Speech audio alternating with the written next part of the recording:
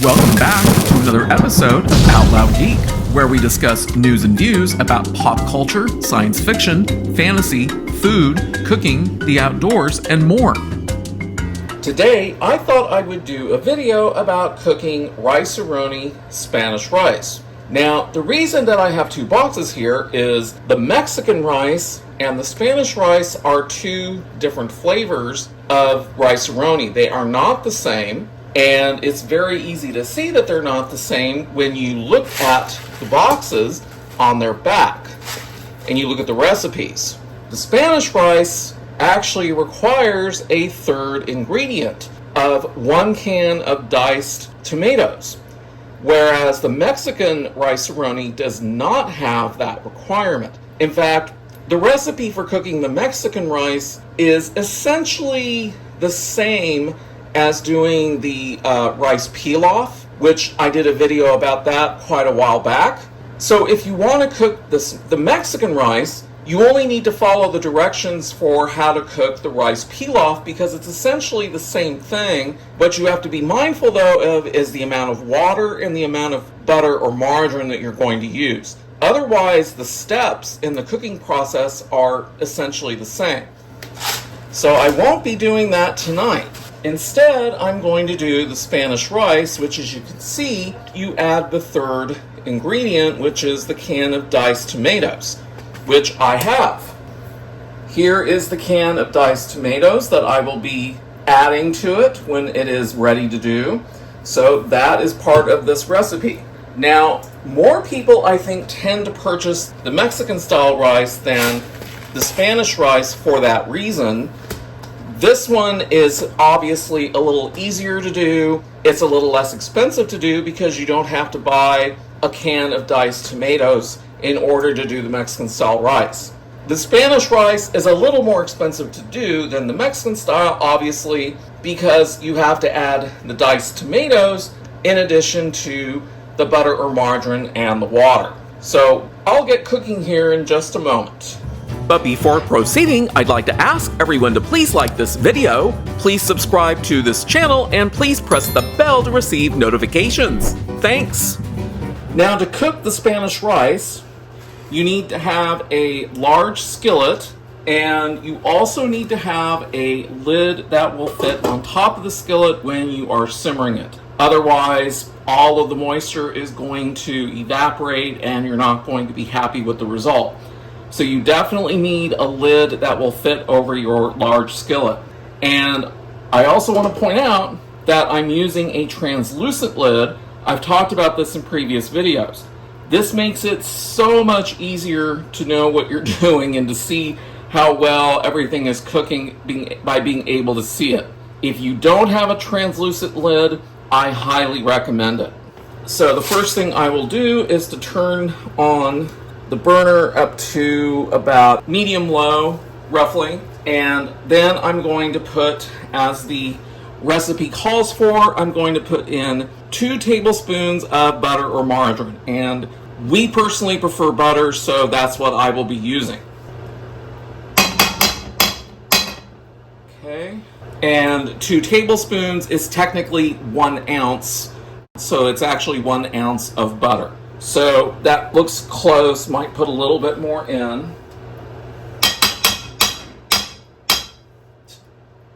So now just have to wait for the butter to melt. So now that I have this heating, once the butter is melted, the next thing I will do would be to add the contents of the box minus the flavor packet.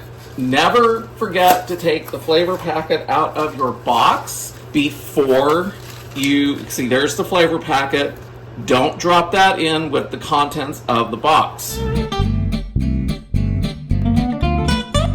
The next thing I'm going to do is to open up the can of diced tomatoes. This is 14.5 ounces as the recipe on the Rice-a-Roni box says. And it also says do not drain. So you're going to pour the entire contents of the can, the diced tomatoes and the juice that comes with it into the Rice-a-Roni after you have fried it.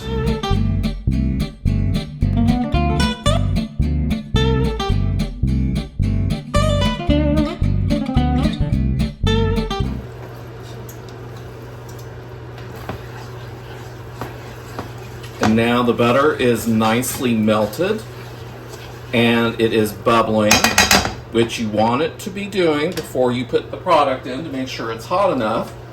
And with the flavor packet removed, now I'm going to pour this in. And what I always do first is I spread it around so that it gets evenly coated with the melted butter, because that will help the cooking go a little bit faster. And when you are frying the rice and vermicelli product for the Rice-a-Roni, you do not cover it when you're frying it. You only do that after you bring it to a boil and then let it simmer. That's the only point you use the lid. And when you are frying it, this is when you want to pay very close attention, because this can easily burn, and if the product burns, you are not going to want to eat it. Trust me, it will taste very bad. So it's not going to start browning right away because it has to come up to temperature unless you're using a really hot heat, which I don't recommend until you're ready to bring it to a boil. And once the Rice-a-Roni starts to brown, it will brown very quickly.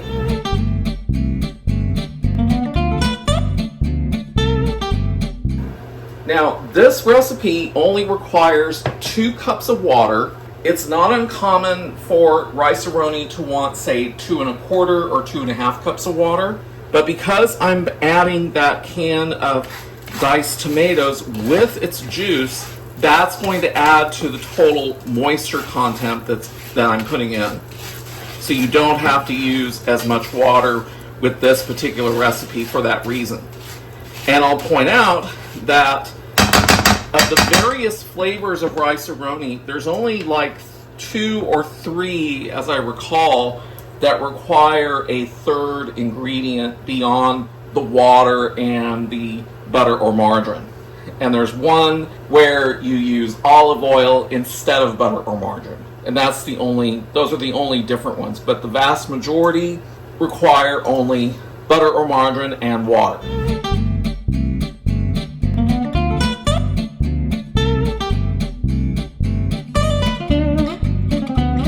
Okay, there's a little bit of browning starting to occur now. This is when you really want to watch it so that you don't burn it. Once it starts to brown, it'll go fairly quickly.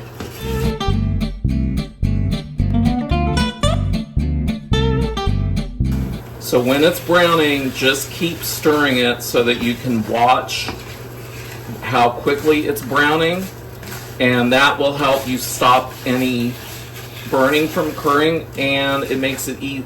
And you also spread the product around enough so that you ensure that it has a chance to brown evenly.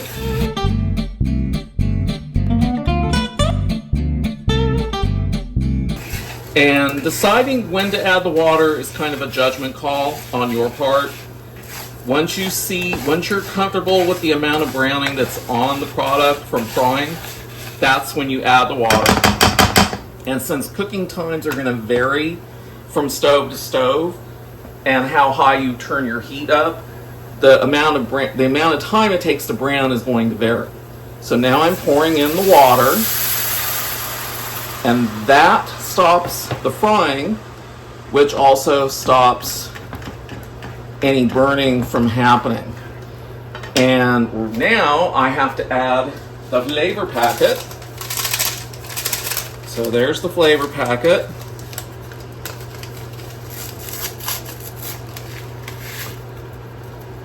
There's that. That's its full contents. And I'll break that up a little bit so that I can get it mixed in just a little bit. Oh, that smells good.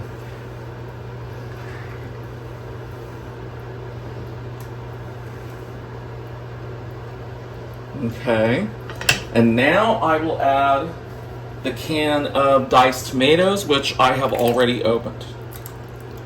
And you just pour the whole thing in, juice and all.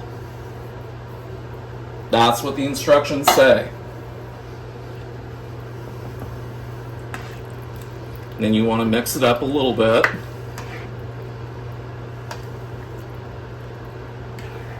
And you can see how much moisture there is now in it with the addition of the tomatoes. And the tomatoes being in it is going to help it's going to add a lot more moisture to the rice as it cooks, just the presence of the tomatoes by themselves.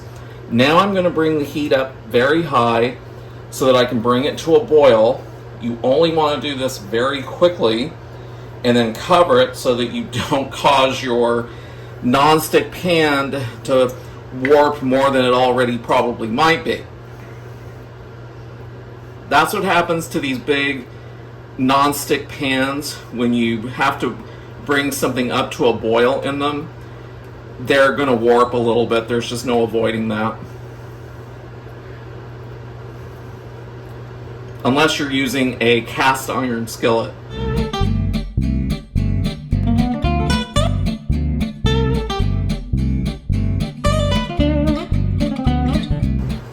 So now what you do is you lower the heat down to low and put your lid on. And I'm also going to set a timer so that it'll be easier for me to know when it's ready. And on the box it says cover and reduce heat to low, simmer 15 to 20 minutes or until rice is tender.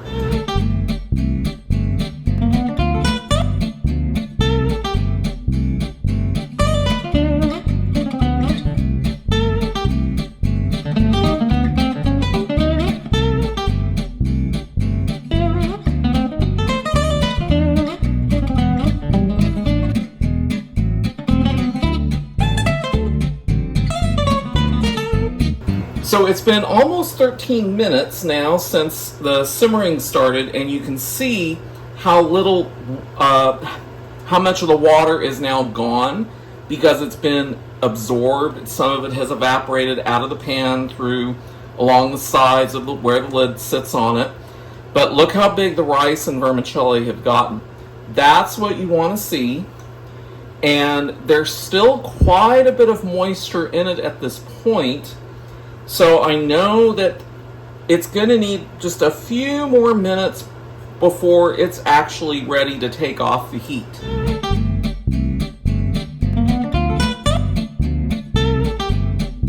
So as long as you see bubbling like this happening, there's still quite a bit of moisture in it, which means it hasn't burned, but it also means that it's not quite ready.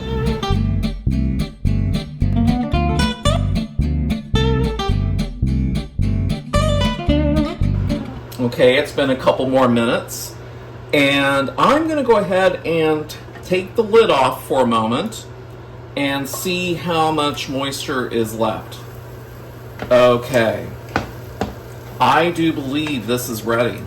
So it went between the 15 and 20 minutes, so now you just want to give it a nice stir. Make sure all of the tomato and everything else is all blended in. But that just looks so good.